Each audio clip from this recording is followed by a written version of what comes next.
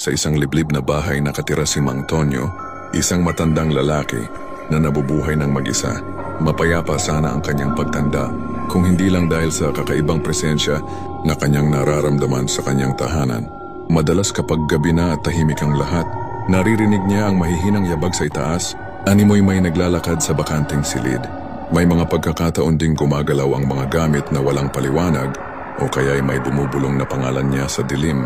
Sa umpisa'y ipinagsawalang bahala niya ito. Iniisip na guni-guni lamang dulot ng kanyang katandaan. Ngunit habang lumilipas ang mga araw, lumalakas ang mga pangyayari. Isang gabi, habang nagbabasa siya sa sala, biglang bumukas ng malakas ang pinto ng kanyang silid. Kinilabutan si Mang Tonyo, ramdam niya ang lamig na biglang bumalot sa paligid. Hindi na niya ito natiis. Isang umaga habang nagkakape, kinausap niya ang tila imbisible na nilalang. "Sino ka? Bakit mo ako ginugulo?" Mahina niyang tanong, ngunit may lakas ng loob. Wala siyang narinig na sagot, ngunit sa sandaling iyon, biglang nahulog ang litrato ng kanyang namayapang asawa mula sa dingding. Napatingin si Mang Tonyo sa larawan at saka sa pinto ng kanyang silid. Doon niya napagtanto, ang mga yabag, ang mga bulong, ang lamig, ito ay hindi multo ng ibang tao. Ito ay ang presensya ng kanyang pinakamamahal na asawa na tila ayaw pa rin siyang iwan. Sa halip na matakot, nakaramdam siya ng kaligayahan.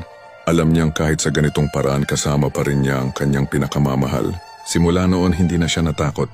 Sa halip, madalas siyang nakikipag-usap sa hangin, nagkukwento ng kanyang araw, at ginagawa pa rin ang mga nakasanayan nilang gawin noon. Malungkot man isipin na nakakalimutan natin ang ating mga magulang na nag-iisa. Tanging masayang alaala na lamang ang kanilang iniisip habang patungo sila sa dulo ng kanilang buhay. Ang bahay na minsan ay pinagmumultuhan ng takot ay napuno ng alaala at pagmamahal. Gusto mo ba ng ganitong kwento? Halika at sumibaybay sa akin at sa mga susunod pang kwentong kababalaghan.